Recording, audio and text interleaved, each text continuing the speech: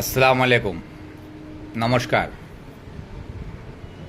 আগামীকাল 25 তারিখ রবিবার বেলা 3টে সময় ইসলামপুর বাস টার্মিনাসে একটা সভা ডাকা হয়েছে। সেই সভায় আপনাদের সকলকেই আসার জন্য অনুরোধ করছি। এই সভার উদ্দেশ্য হচ্ছে ইসলামপুর মহকুমাকে ইসলামপুর পৃথক জেলা হিসাবে ঘোষণা করার দাবি জানিয়ে আমরা এই সভা করছি। এই সভাতে বিশেষ করে ইসলামপুরবাসী এবং ইসলামপুরের আমাদের নতুন প্রজন্ম, আমাদের যুব ভাই বন্ধুদেরকে সকলকেই আসার অনুরোধ করছি।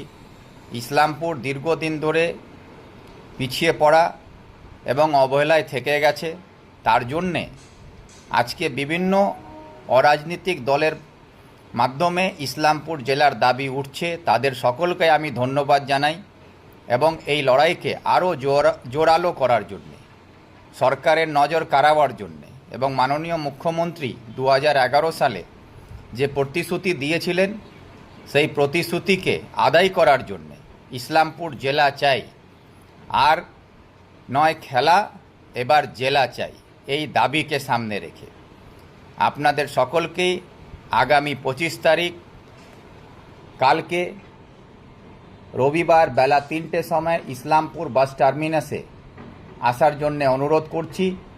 সেখানে আমি থাকব, আপনারা সবাই থাকবেন এবং ইসলামপুর জেলার আন্দোলন কালকে ইসলামপুর থেকে আরম্ভ হবে এবং এই লড়াই আগামী দিনে ইসলামপুর জেলা আদায় না হওয়া অবধি এই লড়াই আমাদের চলবে।